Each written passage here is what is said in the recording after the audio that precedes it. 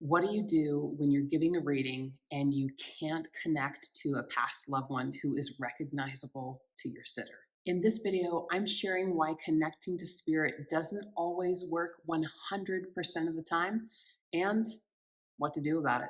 If you haven't subscribed yet, hit that subscribe button, hit the bell too. That way you'll be notified the next time I release a new video about all things mediumship.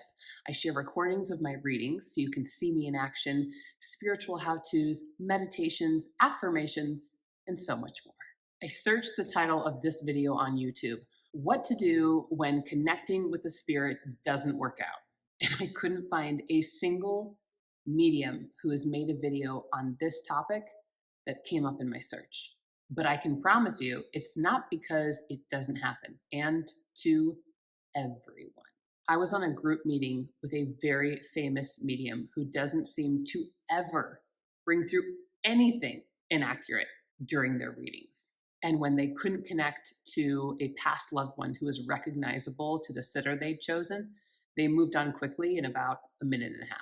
The first question a lot of mediums have is, why does this happen?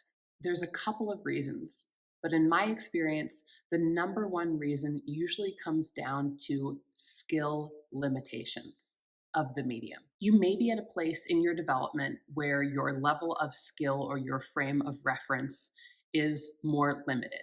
And that means that some challenges from spirit or some spirits you're connecting to are currently out of reach, and that's okay. Perhaps it's a lack of confidence. I know a lot of really incredible mediums with great skills who lack confidence. As soon as they hear a no or sit with someone who's not an exceptional sitter, their energy, their vibration, and their confidence all starts to go down. Could it be the energy of your sitter? Now, I'm not one to blame a sitter or a spirit ever for a reading that doesn't go well.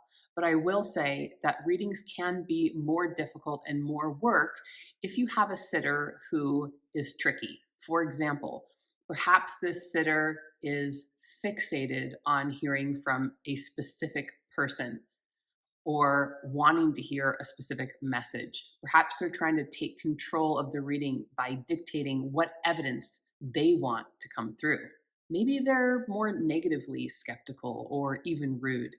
All these things can make giving a reading harder. Sometimes the spirit communicator is tricky to communicate with.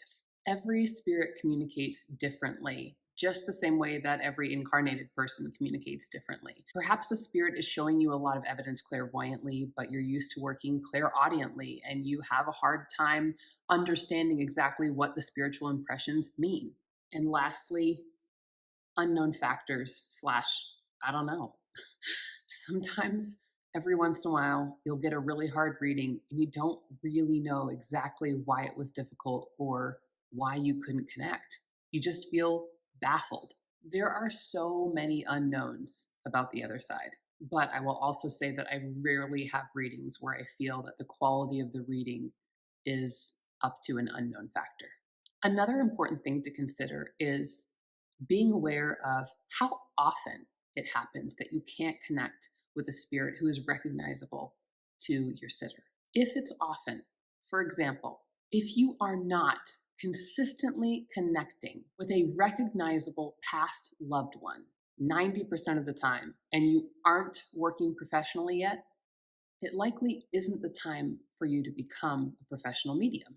Instead, it's time for you to continue to develop your skills to that level of consistency. But what if you're already working professionally and this starts to happen, that you can't make the connection? In that case, there's no need to panic. It's likely just connected to your next step in development. And that may be personal development that you need to attend to, like moving through a life circumstance, something health related, or a tricky relationship situation. And yes, all of these things, which are life happening, are things that I consider to be development. And therefore, they affect your mediumship development. It also could be something that is more directly related to your mediumship development. Perhaps you're being a creature of habit and you're trying to use the dominant clair that you've always been used to using, but Spirit's trying to encourage you to branch out and use other clairs as well. It could be that working on your confidence at the moment is a high priority, and you've got to work on not dropping your energy and the link during a reading when you hear no. Before we go on, when this has happened to you that you can't quite connect with spirit, how did you handle it? Comment below. Lastly, and for some of us most importantly, what do we do about it when we can't connect to a spirit? The first thing, R&R. You offer to reschedule or refund. If you're 10 minutes into a reading and you're not able to anchor a link, AKA bring through a spirit who's recognizable to your sitter, then this is the time to say, I'm really sorry. For some reason, this isn't working out today. I'd like to offer you two options. You can either reschedule this session or I can give you a refund. That's the ethical thing to do if you're unable to provide the service that they paid for. And just knowing that you have an R&R policy is something that can really take the pressure off moving forward as you give readings to the public. Another thing that can be really helpful is to sit with your guides, not during the reading, but after as you reflect. Sit in meditation, invite your guides in, and ask them, what was happening in that reading?